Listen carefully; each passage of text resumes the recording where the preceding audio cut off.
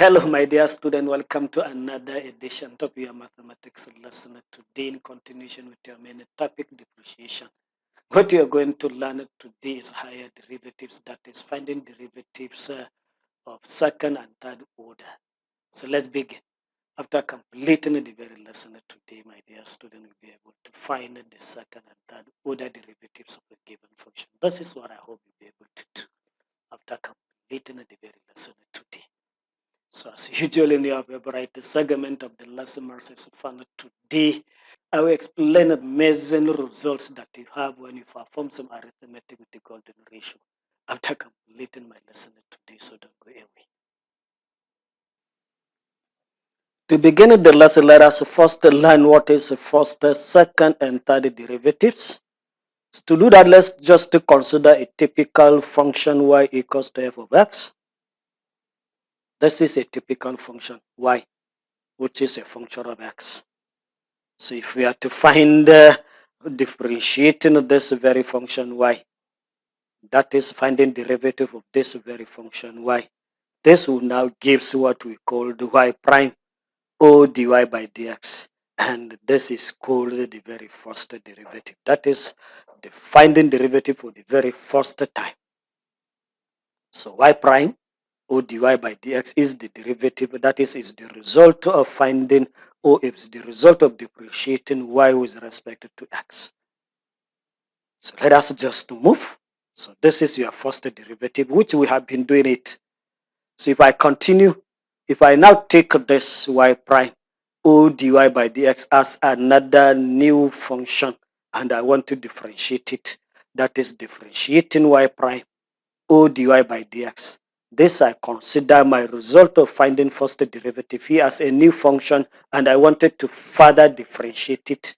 So you are now differentiating y prime, or you are differentiating dy by dx. This will give you another new function, or another new thing that we called y prime prime o d square y by dx square, and this is nothing but the second derivative of the original function y.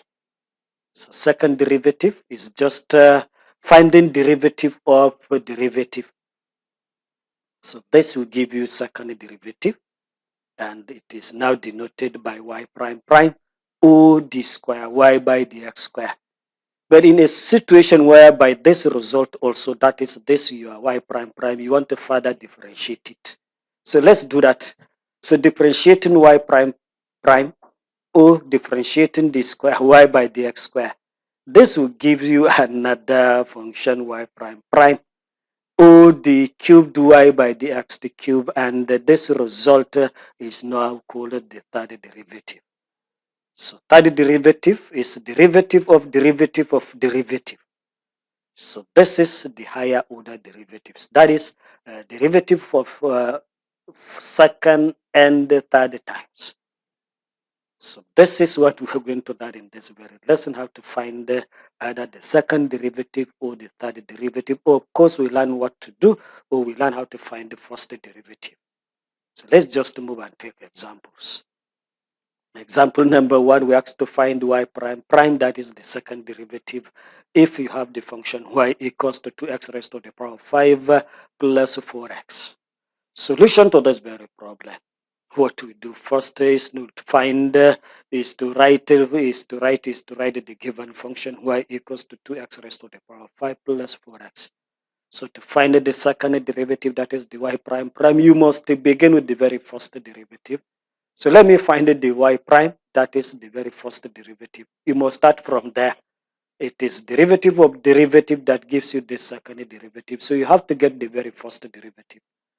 So there, derivative of this y is now going to be 5 times this 2, which gives you 10x raised to the power of 4, then plus the power 1 here times 4 gives you 4, then that power reduces to 0. So you now have just 4. So this is now equals to 10x raised to 4 plus the 4. This is the very first derivative. So it is this that you now further differentiate again to get your y prime prime. Let me do that. So the y prime prime, that is the second derivative. I'll now take this as another new function that I wanted to find its derivative. So derivative of this will now be 4 times this very 10 gives you 40. And this power x will now reduce to power 3. And this is a constant number and its derivative is now going to be 0. So the y prime prime will be equals to 40x raised to the power of 3. And this is the second derivative that you asked to find. Let's just move and take another example. Example number 2, we asked to find d cubed y by dx to cube if we have the function y equals to sine 4x plus cos 3x. So it is the third derivative that we asked to find. Solution to this very problem: copying the given function, that is the original function y equals to 4 sine 4x plus cos 3x. So you always start with the very first derivative before you move to this third derivative. Always you start from the first derivative, second derivative, then you can now get your third derivative. There is no shortcut of getting this third derivative without working first and second derivative. So starting with the first derivative, that is dy by dx of this very function y. So derivative of sine 4x, it will now be 4 cos 4x. And the derivative of cos 3x is now going to be minus 3 sine 3x. So this is the first derivative. So I'll now go ahead and find the second derivative, that is taking this as a new function and find its derivative. So you now find the second derivative, that is the square y by dx square. So you now take this and further differentiate it. So derivative of 4 cos 4x. For cos 4x is now nothing but minus 4 sine 4x, but I have 4 are already there. So multiplied by this 4 will give you minus 16 sine 4x. Then the derivative of this 3 sine 3x, derivative of sine 3x is now 3 cos 3x. Times this minus 3 already I have here, that gives you minus 9 cos 3x.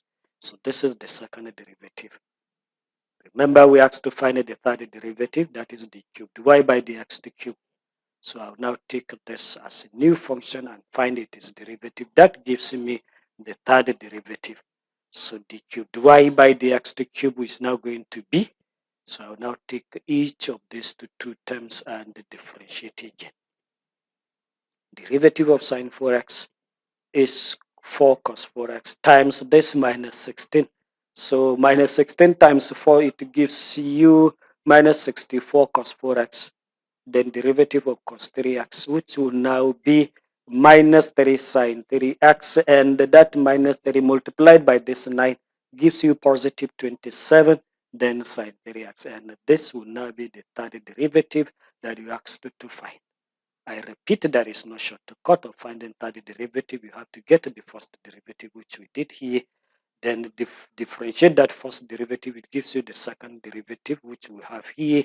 Then differentiate that second derivative. It will give you the third derivative. This is what we do to find the higher derivative. So with these few examples, I hope you'll be able to find the second and third order derivative of any given function. Thank you for your attention, and let me just move to the last segment. Mercy Sefa. So some amazing results, like I have said about your golden ratio arithmetic. Let's just see samples of them. Performing some arithmetic on the golden ratio numbers yield same result. That is, if you are to perform some arithmetic on the golden numbers or with the golden numbers, the results happens to be the same. Let's just take one and see. Example, if we are to divide 1 by this golden ratio, that is 1.618. And also you are to subtract 1 from the golden ratio. You see this, the first arithmetic is division of 1 by the golden ratio. And the second arithmetic is subtracting of 1 from the golden ratio. These two results will eventually be the same. If you do it, I tell you, you see the results are the same. Similarly, if you are to find the square of the golden ratio, that is 1.618. And also, if we are to now add the 1 to the golden ratio 1.618, I tell you these two results is going to be the same. You can try it and find out. This is amazing, surely. We'll see more of these amazing things in mathematics in our next lesson. Thank you for your attention.